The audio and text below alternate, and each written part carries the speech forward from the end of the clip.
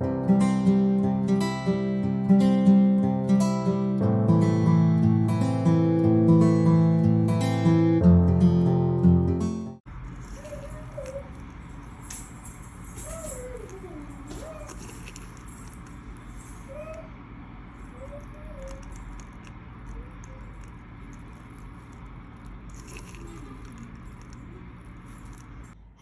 today we are going to make sprouts pulav.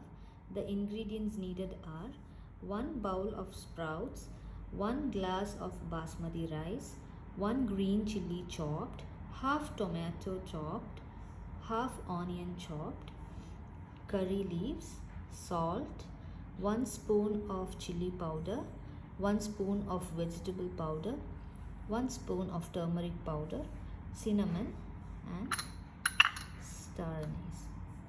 Now let's see how to make.